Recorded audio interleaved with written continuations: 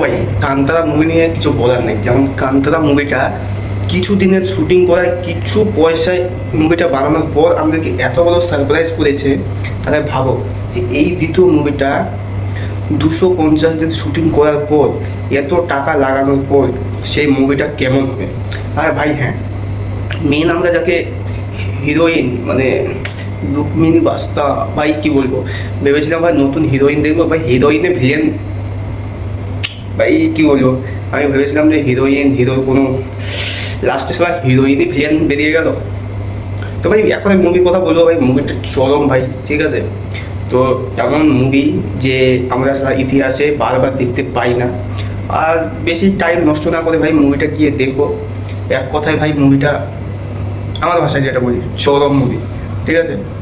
তো যেটা কাহানি ভাই না ভাই, একটা কথা বলবো, আমি কাহানিটা বলবো না, ঠিক আছে মুভি, কারণ মুভির যদি কোনো কাহানি যদি প্রথম থেকে তোমরা জেনে নাও না, তো পুরো ইন্টারেস্টটা মরে যাবে।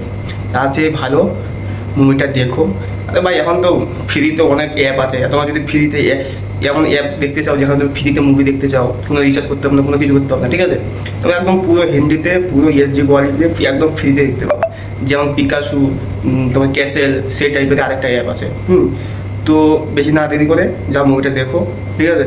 আর কারো কিছু কথা কানে না দিয়ে, আমি তো বলি ভাই আমি মুভি রিভিউ করি, ঠিক আছে, ফালতু মুভি রিভিউ করি না। নতুন মুভি হোক পুরোনো মুভি হোক, আমি মুভি যেসব রিভিউ করি সেগুলা তোমাদের পছন্দ হবে। আর যেসব মুভি আমি রিভিউ করেছি সেই সব মুভি তোমরা দেখেছো হয়তো, মুভিগুলো কেমন লেগেছে, ঠিক আছে।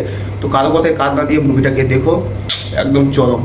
আর তোমরা যদি মুভিটা দেখে থাকো তো কেমন লেগেছে, যারা দেখো নি তা দেখার পর কমেন্ট করছো মুভিটা কেমন হয়েছে, ঠিক আছে।